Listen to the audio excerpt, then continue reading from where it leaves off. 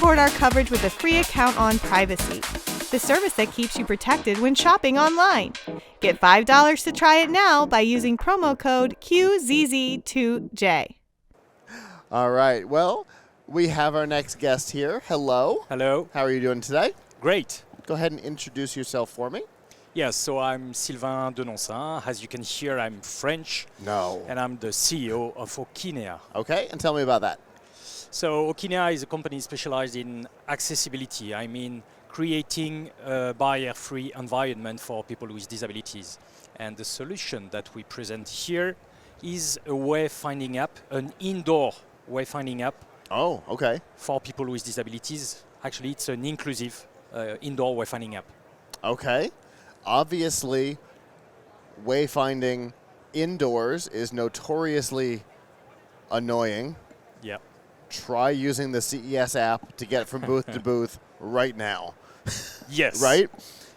Almost impossible. So, how have you overcome that and brought this to market? Yeah, exactly. Actually, most of the, let's say, wayfinding app are based on a map. Blue dot, a map, but it's still a real challenge for users to understand where they are and where to go. Mm-hmm. And you just have to stand close to the maps that are in the CES. Everybody doesn't know where to go. So we started working on blind people that have a specific needs regarding wayfinding. Right. And we were really focused on the user-centric design approach. So we started developing this app just based on voice information. Just follow the voice and we will bring you to your destination. And we started for blind people, then just visually impaired people, then wheelchair people, then people with cognitive limited issues. And I guess like most of the people I met here, we are all disabled in the Venetian hotel, in terms of orientation, I mean. Absolutely. Even those of us who know the building well get lost. I know this building very well. This is where our tower is every year, and we still made a wrong turn and got screwed up in the hotel. Yeah, I would say 95% of the people I met during the exhibition here told me stories about the way they get lost in the Venetian. A guy yesterday told me it took 1 hour to find a restaurant in the hotel for him. Yeah. So actually we are all disabled in those complex environments. Sure. So how does the system work? How do you help me get from point A to point B?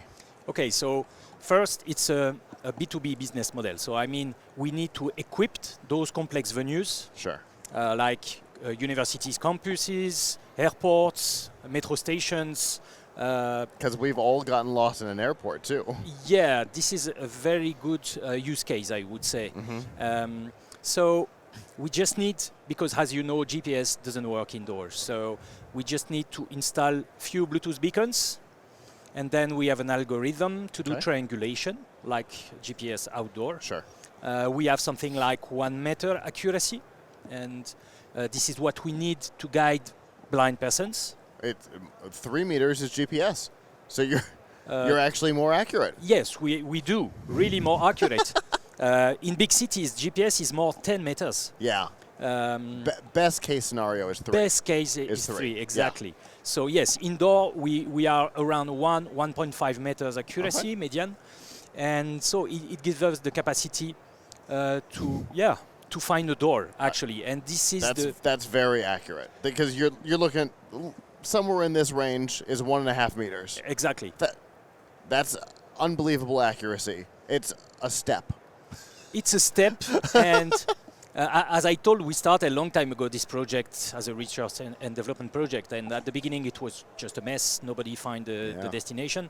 But our goal was, okay, we will be able to sell this solution, to install this product once we can guide a blind person in a metro station, and he will be able to find a door. And so it took 5 years to do that. Yeah. And when did you start working on this? Actually, we started it as a side project 10 years ago. So it took 5 years to reach our goal. And we started to sell this solution 4 years ago.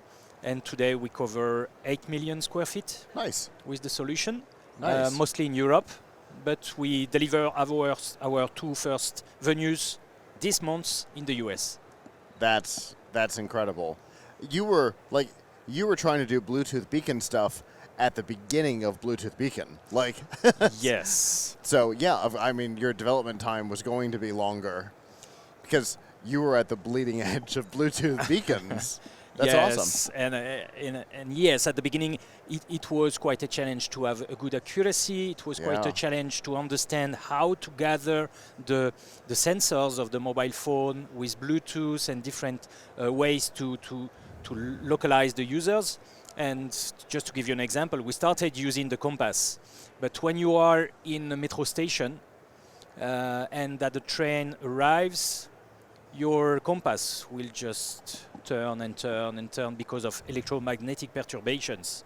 So we needed to find other ways to find the direction, the speed of the user. So today we use Bluetooth beacons, we use accelerometer, we use the gyroscope, and this is what can help us to start, because one of the challenges, which is very simple in terms of use case, was how to give the first instruction to a blind person to start moving on the right direction.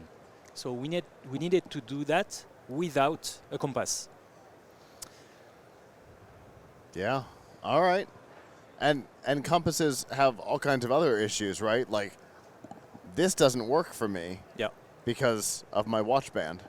Because that's a magnet and it comes up and goes, yes, this isn't going to be accurate. Yes. Exactly. There's a notification that comes up and goes, nah, don't rely on this. No. So, yeah, the compass is notoriously fidgety.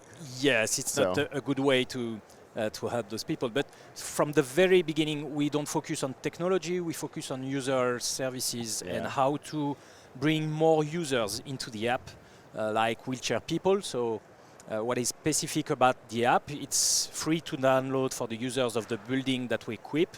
And then regarding a few questions, a few settings, do I want voice instructions?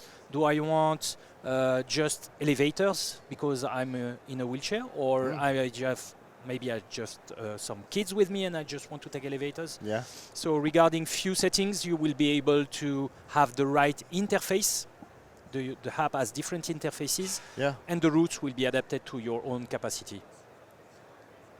Got it. That makes sense. And, you think about it, similar to a regular GPS, right? Yeah. Do I want tolls or not? Right?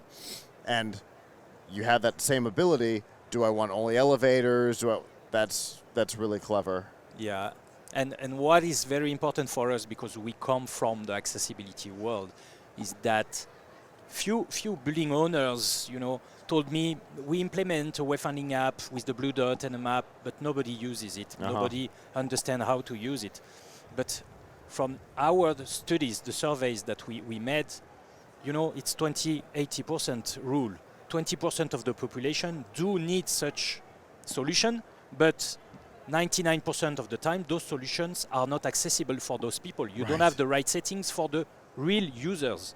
Got it. So if you bring them, I would say, the right settings, an easy way to navigate for those who really need it, it's going to help those people, but moreover, everybody that needs it, like all the visitors of the Venetian. For sure. Well, obviously, the technology is out in the wild. You said 8 million square feet, more than 3 CESs. Are already in place. So if people, maybe the owners of the Venetian, want to learn more and possibly implement the app or download the app for themselves, how can they get that information?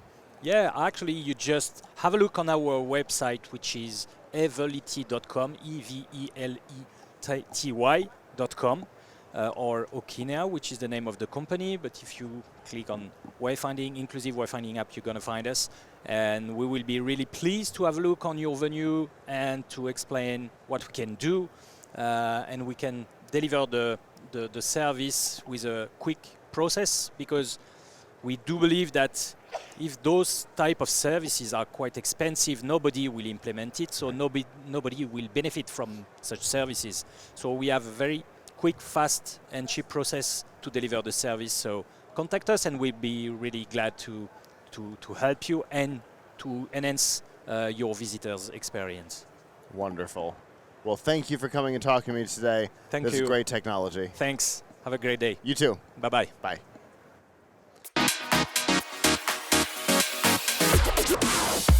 The Tech Podcast Network CES 2024 coverage is executive produced by Michelle Mendez. Technical directors are Kurt Corliss and Adam Barker.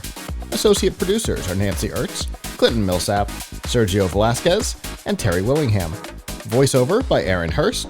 Our hosts are Marlo Anderson, Don Bain, Todd Cochran, Scott Ertz, and Christopher Jordan. Studio and equipment are provided by PLUGHITZ Productions. This has been a Tech Podcast Network broadcast, copyright 2024.